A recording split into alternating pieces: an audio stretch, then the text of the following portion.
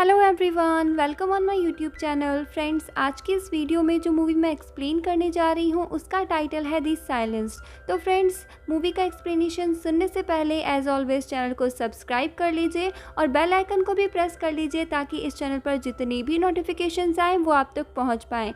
तो अब ज़्यादा टाइम ना वेस्ट करते हुए मूवी का एक्सप्लेनेशन शुरू करते हैं। तो मूवी की स्टार्टिंग 1938 में एक बोर्डिंग स्कूल को दिखाते हुए होती है। फ्रेंड्स, ये एक खास किस्म का बोर्डिंग स्कूल था। यहाँ पर उन लड़कियों की हेल्प की जाती थी जिनको अपनी हेल्थ में रिकवरी चाहिए। अब हम देखते हैं इस मूवी की मेन कैरेक्टर को। इसका नाम है शिजुको और यहाँ हमें पता चलता है कि शिजुको भी थोड़ी सी बीमार है और इसीलिए उसकी स्टेप मदर ने उसका एडमिशन इस बोर्डिंग स्कूल में करवा दिया है और उसकी स्टेप मदर खुद टोक्यो जाने का प्लान बना रही है। अब यहाँ शिजुको बोर्डिंग स्कूल में अपने साथ जो भी सामान अपने घर से लाई थी, यहाँ की वर्कर उसके सामान को चेक करती है और इससे हमें पता चलता है कि स्कूल के रूल्स एंड रेगुलेशंस कितने ज़्यादा स्ट्रिक्ट है। यहाँ गर्ल्स को अपनी पर्सनल डायरी तक को अपने पास नहीं रखने दिया जाता है। अब शिजुको को उसकी स्कूल की यूनिफॉर्म दी जाती है। वो उसे पहनकर एक रूम में जाती है और इस रूम में बहुत सारे बेड्स लगे हुए थे। दरअसल यहाँ पर हॉस्टल की सारी गर्ल्स मिलकर रहती हैं। अब यहाँ पर शिजुको को एक लड़की मिलती है, इसका नाम योन ड्यूक है। अब इसके बाद हम देखते हैं कि शिजुको को प्रिंसिपल बाकी सारे स्टूडेंट्स के साथ इंट्रोड्यूस करवाती है और फिर रात में सभी लड़कियों की नंबर वाइज अटेंडेंस होती है और अटेंडेंस के बाद उन्हें खास किस्म की दवाई दी जाती है। वो मेडिसिन लेने के बाद सभी गर्ल्स अपने बेड पर सोने के लिए चली जाती है। अब जब शिजुको सो रही होती है तो उसे आकर एक गर्ल जगाती है और उसे अपने साथ ले जाती है।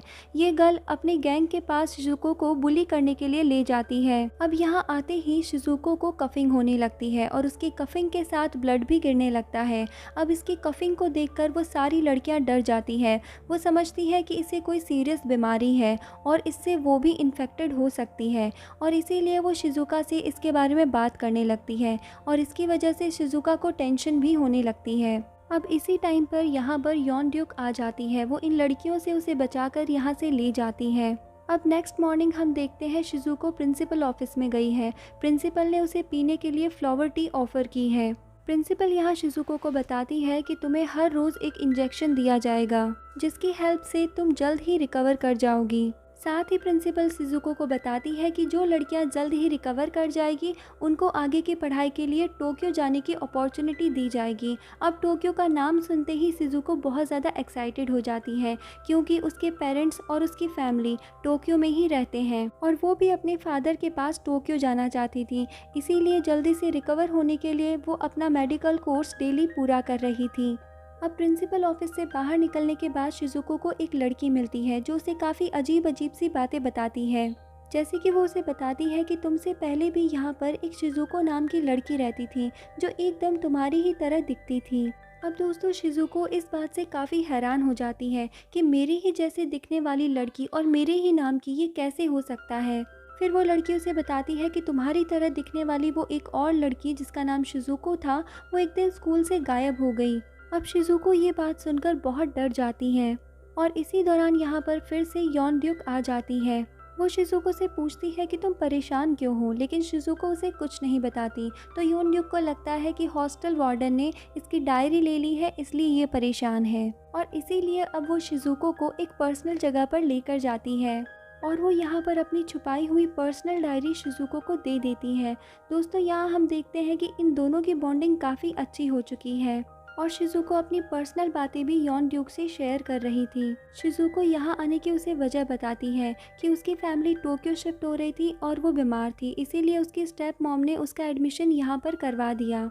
इसके बाद हम सभी गर्ल्स को एक ग्राउंड में देखते हैं जहाँ पर इनको फिजिकली फिट रहने के लिए फिजिकल एक्टिविटीज़ करवाई जाती हैं।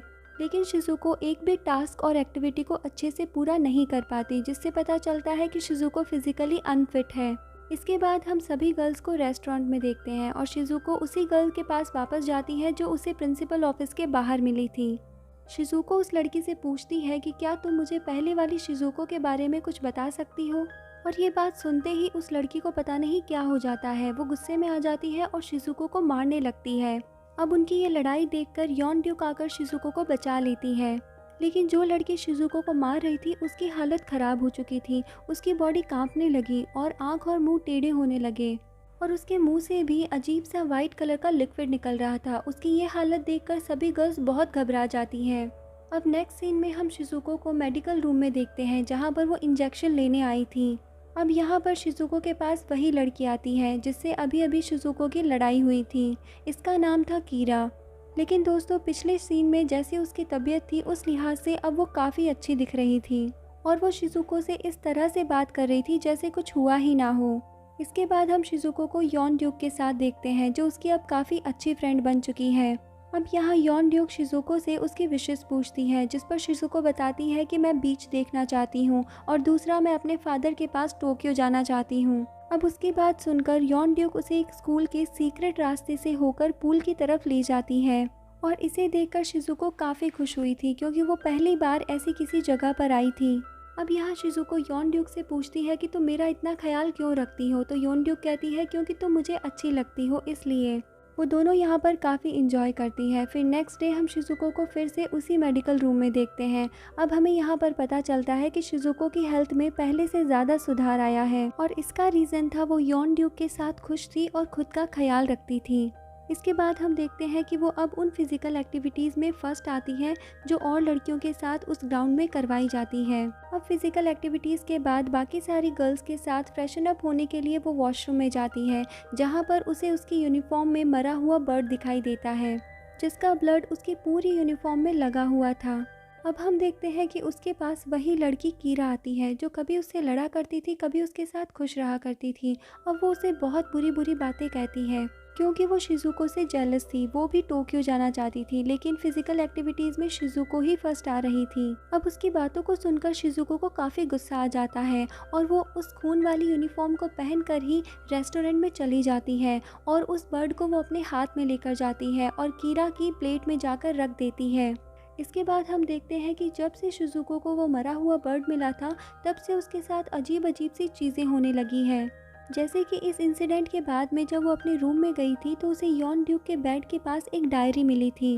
अब वो जैसे ही उस डायरी को खोलती है उसे उसमें से एक लॉकेट और एक फ़ोटो मिलती है और वो लॉकेट उसके हाथ से नीचे गिर जाता है और वो जैसे ही उस लॉकेट को उठाने के लिए नीचे झुकती है एक हाथ आता है बेड के नीचे से और उस लॉकेट को जल्दी से खींच के ले जाता है और ये चीज़ देखकर शिजुको बहुत घबरा जाती है। लेकिन इसके बाद शिजुको हिम्मत करके बेड के नीचे देखती है पर वहाँ पर कोई नहीं होता। लेकिन जैसे ही शिजुको की नज़र अपने सामने वाले बेड पर पड़ती है तो उसे अपनी क्लास की फेलो बहुत बुरी हालत में नज़र आती है। उसको देखकर ऐसा लग रहा था जैसे कि वो लड़की किसी मॉन्स्टर में चेंज हो गई हो क्योंकि उसकी पूरी आंखें खून से लाल हो रखी थी। एक बार के लिए शिजुको इन सभी से डर के वहाँ से भाग गई थी लेकिन जैसे ही वो वहाँ वापस आती है वहाँ उसे कुछ भी नहीं मिलता। और दोस्तों, हैरानी की बात यहाँ ये थी कि जिस लड़की का खौफनाक चेहरा शिजुको ने देखा था वो लड़की अब हॉस्टल में है ही नहीं और प्रिंसिपल सभी स्टूडेंट्स को बताती है कि वो लड़की अपनी मॉम के साथ अपने घर चली गई है।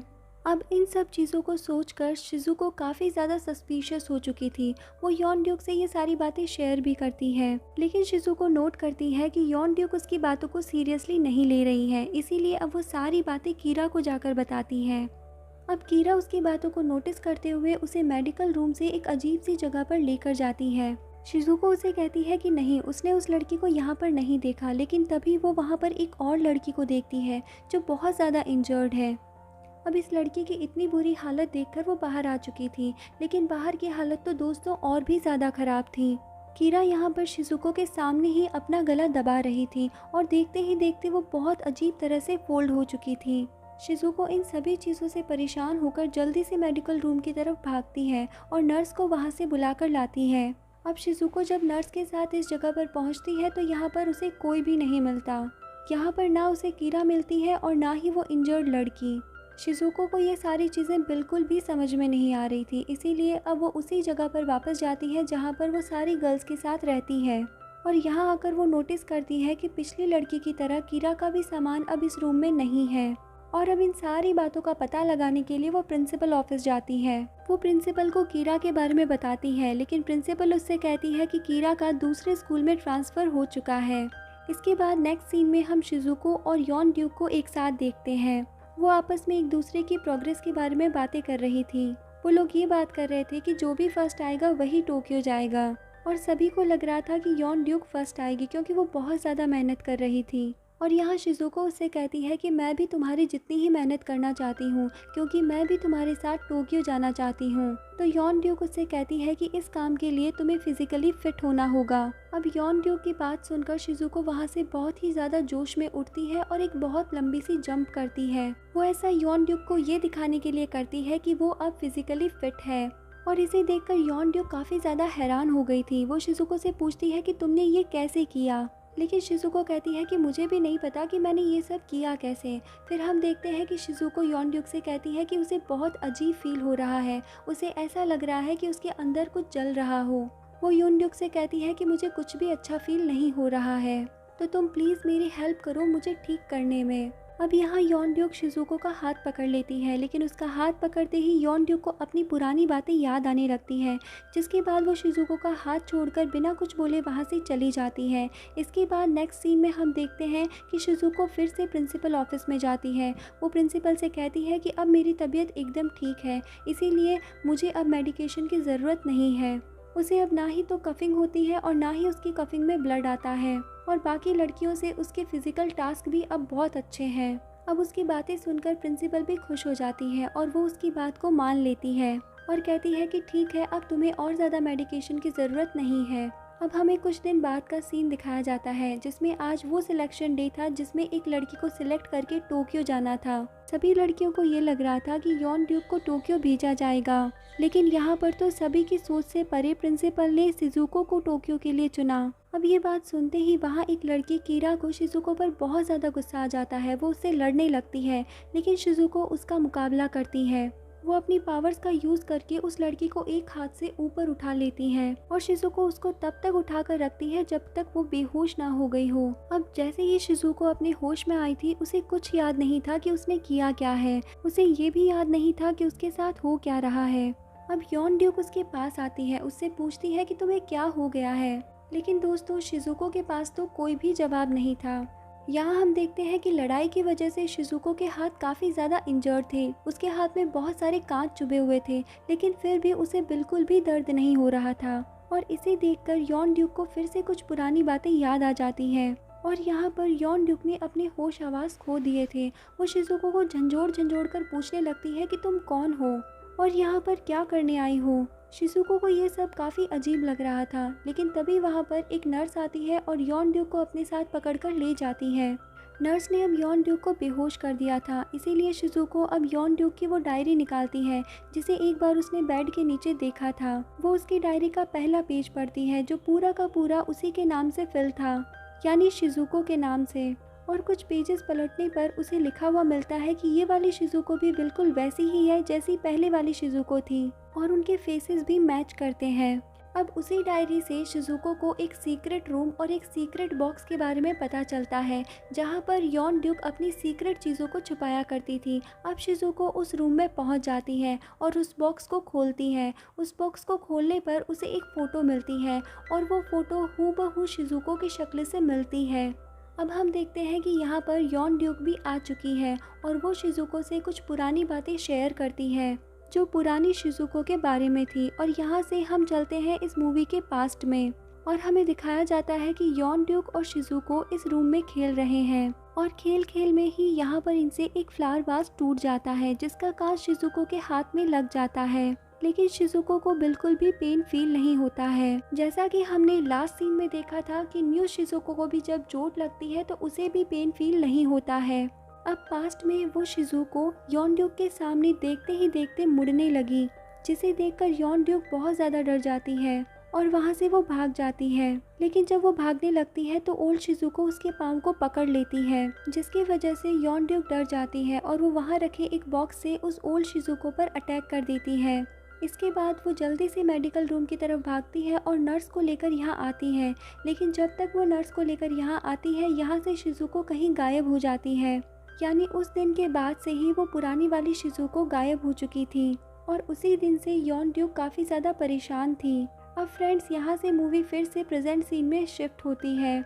अब यॉन ड्यूक की सारी बातें सुनकर शिज़ुको और यॉन ड्यूक दोनों छुप करके प्रिंसिपल रूम में जाती है और वहाँ जाकर के छानबीन करने लगती है और जब ये सब छानबीन वो कर रही है, उसी दौरान वहाँ पर प्रिंसिपल आ जाती है और उसके साथ एक आर्मी ऑफिसर भी होता है। अब शिजुको और यॉन ड्यूक यहीं पर छुपकर इनकी बातें सुनते हैं और शिजुको इस दौरान प्रिंसिपल पर भी नज़र रखती है कि वो अपनी कीज़ को कहाँ पर छुपाती है।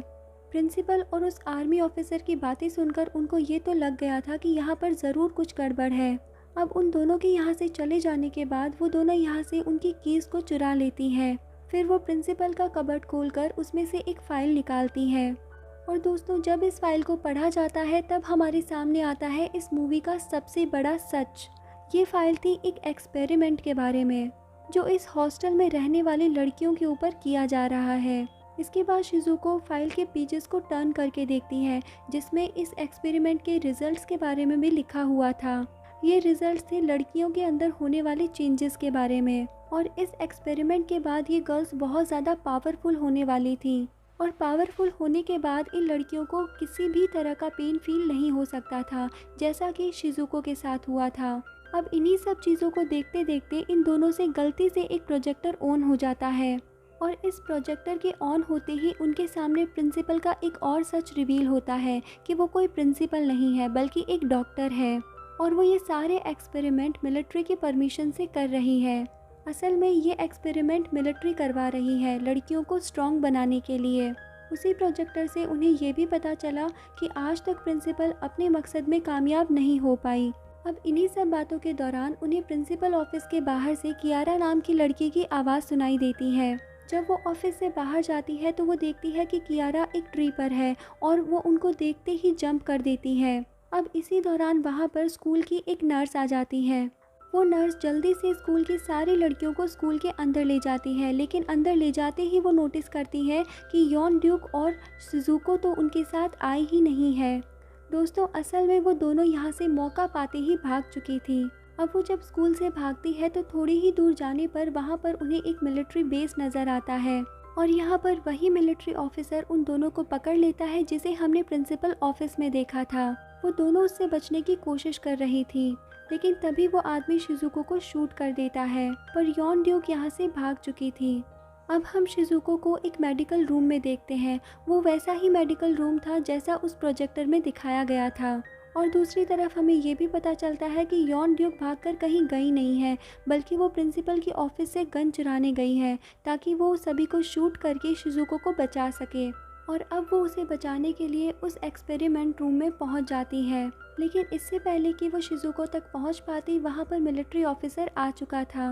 वो यॉन ड्यूक को पकड़कर एक क्रिस्टल के कंटेनर में बंद कर देता है और इस कंटेनर में अब पानी भरने लगा था। अब हमें फिर से स्कूल का सीन दिखाया जाता है जहाँ पे नर्स सभी लड़कियों को मास्क पहना रही थी और इस मास्क के थ्रू उनको एक अजीब सी मेडिसिन इनहेल करवाई जा रही थी। और अब प्रिंसिपल बहुत ज़्यादा खुश थी क्योंकि अगली सुबह उसकी जीत की सुबह थी, क्योंकि अब उनका एक्सपेरिमेंट पूरा होने वाला था।